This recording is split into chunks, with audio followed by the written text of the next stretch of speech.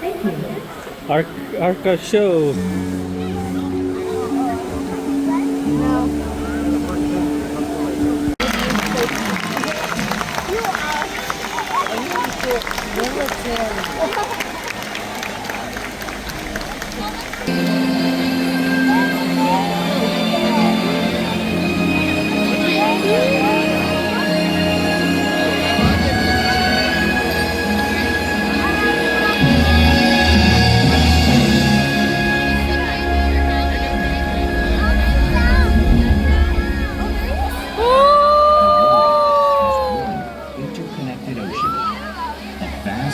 Blue expanse, critical to life on Earth.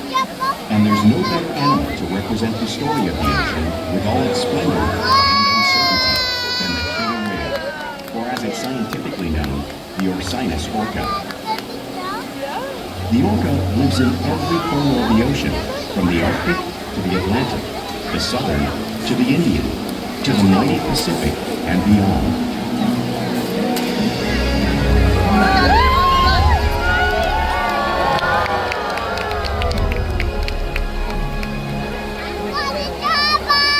This whale story is the ocean's story, and it is one we all share.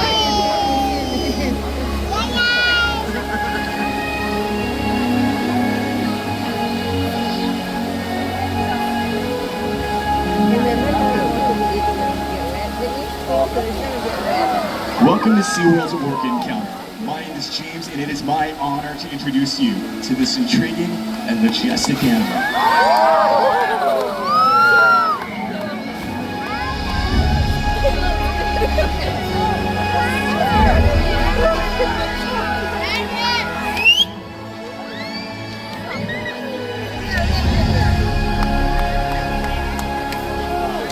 There's absolutely nothing like seeing a killer whale up close and learning about them and all their natural behaviors. We hope that this orca encounter helps you gain a better understanding of these magnificent creatures and all that they represent.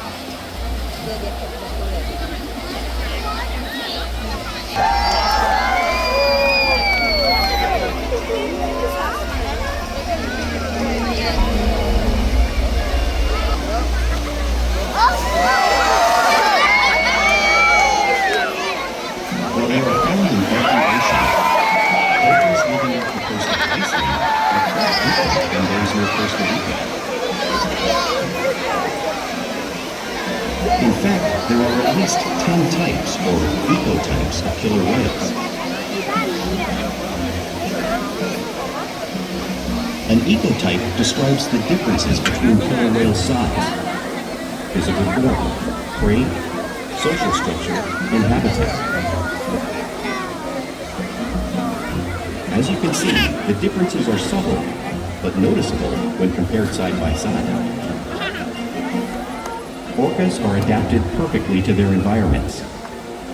And even the whale's black and white coloration has a purpose. It camouflages the outline of their bodies in the water, making it easier for them to surprise and catch their prey. I'm sorry.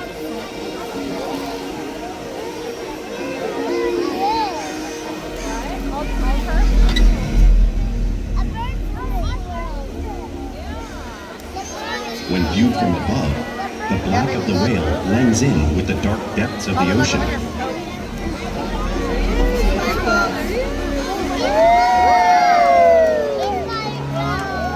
When viewed from below, the orca's white bellies match the brighter surface of the water, blending with the light above, giving them the perfect camouflage. You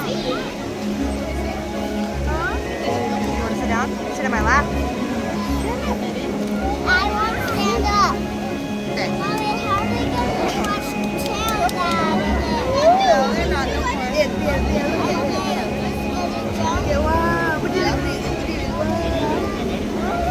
Killer whales truly are a natural wonder, and our whales are going to help me show you some of their physical characteristics.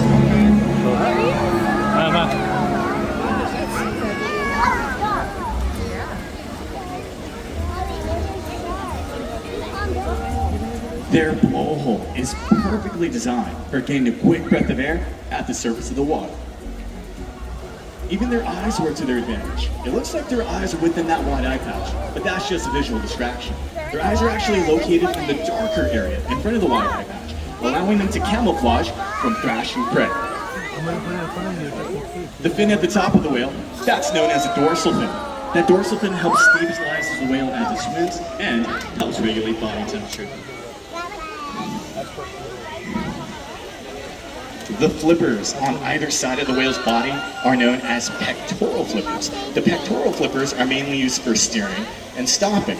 Each pectoral flipper has 5 bony digits in them, just like the human hand.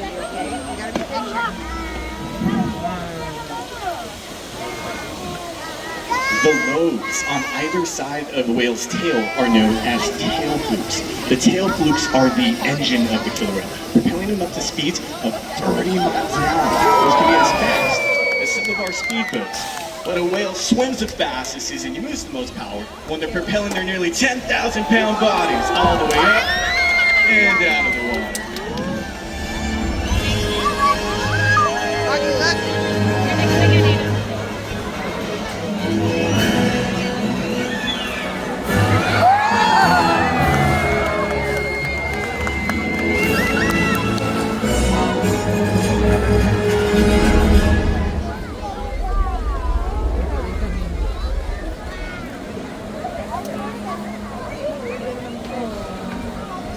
Killer whales are highly social animals with a well-defined social structure. An orcapod is always led by a female.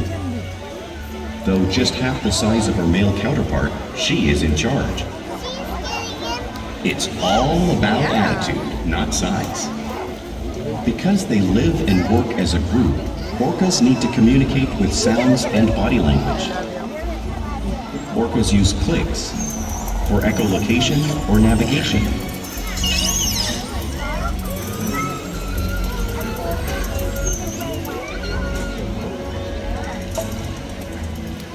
Whistles to socialize in the pod.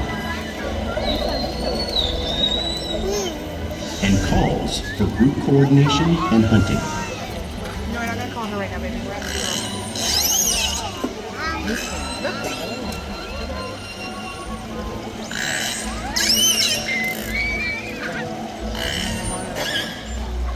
Vocal development studies here at Seaworld show that early on, calves learn vocalization from their mothers.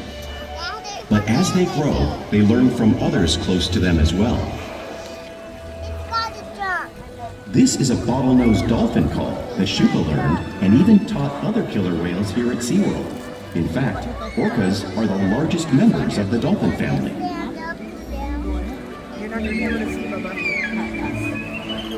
can't see as well.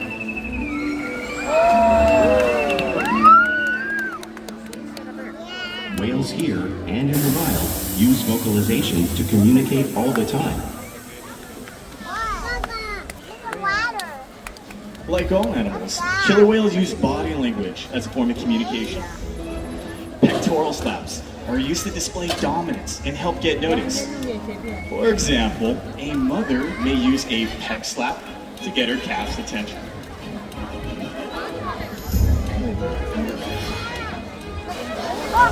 But when they really want to be heard, they breach.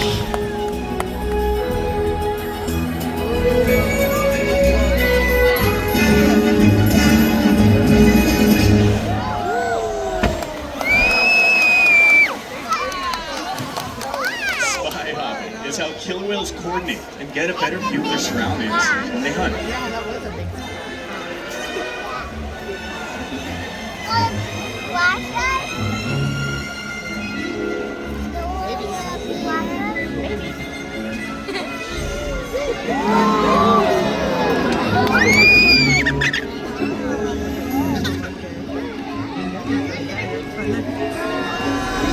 Fluke slaps are also another form of communication killer whales use in the wild and here at Seaworld.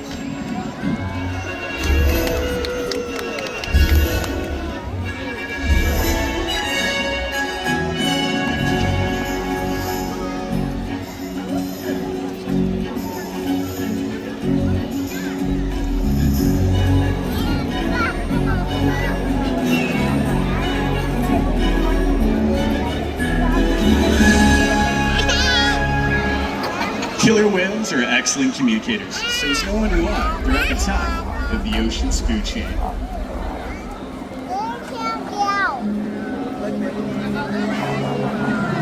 Killer whales work together to rear their young, protect their pod, and most importantly, pursue and catch their prey. Every day they cooperate to survive in the wild oceans of the world. The orca's hunting techniques are as varied as the whales themselves. Norwegian killer whales will circle hard, holding them together. The whales use sounds to coordinate with each other and to disorient the herring. With the fish confused and contained, the whales stun them with their powerful tail flukes, making for an easy meal.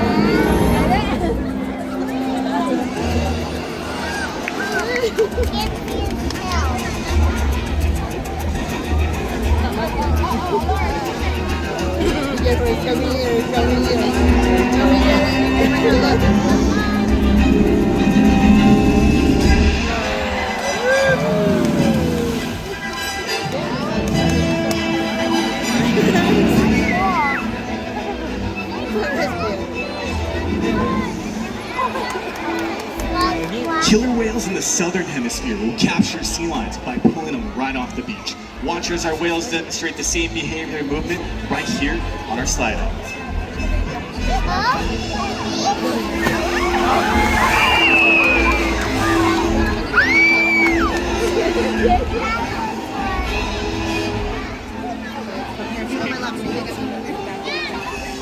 Antarctic killer whales will actually create waves that'll wash over floating blocks of ice, knocking unsuspecting seals right into the water.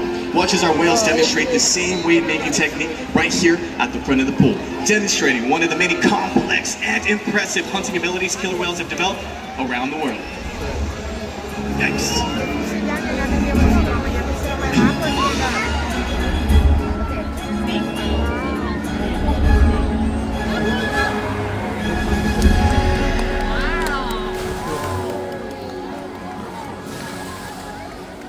Now you just saw all these waves crashing right here in front of you. However, you truly can't imagine the amount of water displaced until you've experienced it firsthand. Luckily, we have our volunteer, our friend Duke here, who has volunteered to feel the power of the wave created by the killer whale. So Duke, take a seat right on our iceberg. We're gonna hold on tight because it's about to get a whole lot chillier for you. For those in front of Duke here, you might be volunteers as well. The anticipation is there.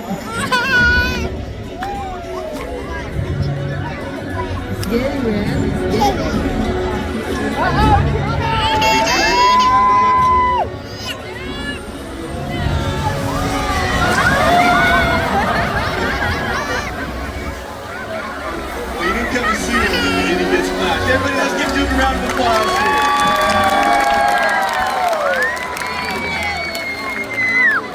Killer whales can be found in all parts of the ocean, so that means they have all types of prey, including other whales. The blue whale on the screen is the largest animal on Earth. It is 5 times longer and 50 times heavier than this whale here in front of you. So, how does a whale this size take down a whale that size? Well, it's all possible, because killer whales are the ultimate team players.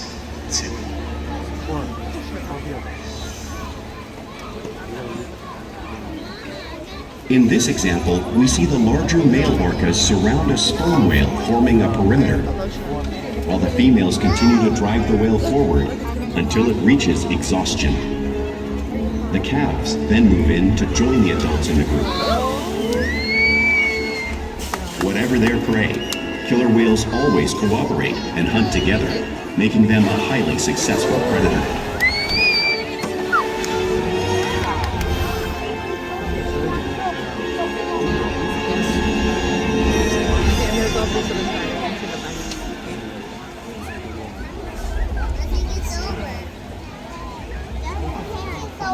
Play is an important part of everyday life for killer whales. It's how they teach their young how to hunt and develop their skills as they grow.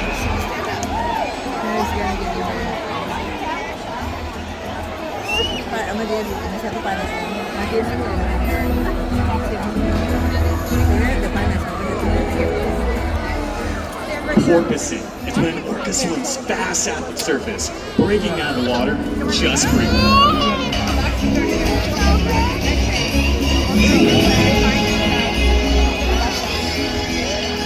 You can see them doing this when catching a ride in the wake of a boat or when surfing a wave.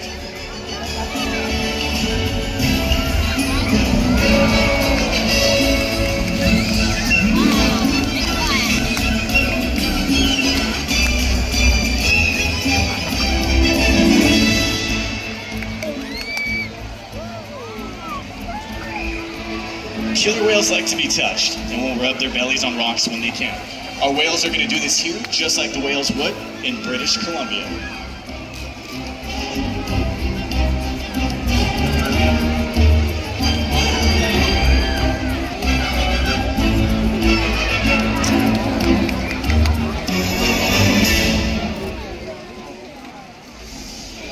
You'll see whales imitate each other in the wild, and we see it here at Seaworld all the time, where they're always constantly mimicking and learning from each other.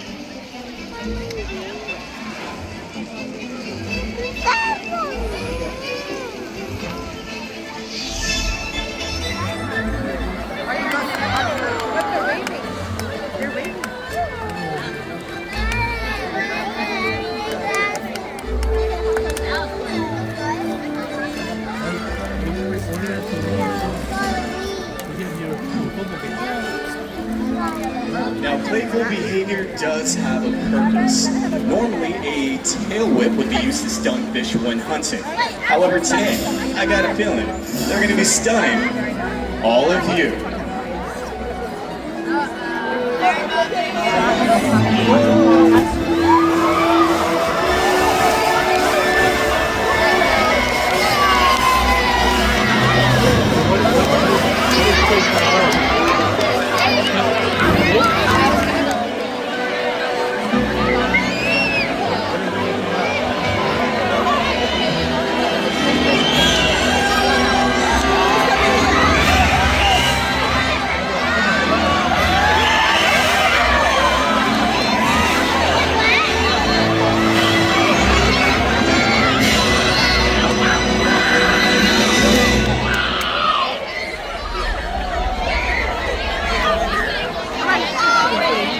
As you can see, we interact with our whales all day, every day.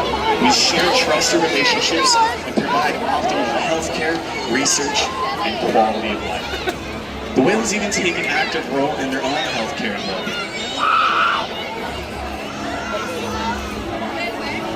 Yeah. For example, we'll line up our whales such as this so we can continue to build that relationship with our whales, as well as they'll be able to present us with their tail flukes, which is helpful when providing us with a voluntary blood sample. Kasih lihat sini. They'll even sign up on a scale so we can monitor their weight, just like Orca right here on the video.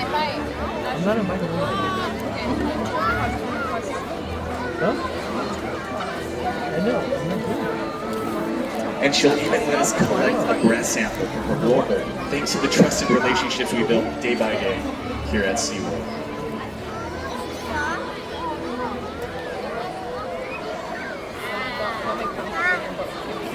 Now, we would love to take an opportunity to introduce you to a very special whale.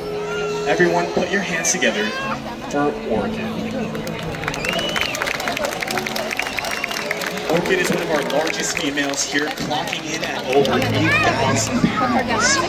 She's an ambassador for wild counterparts and has inspired millions around the world, and hopefully all of you today.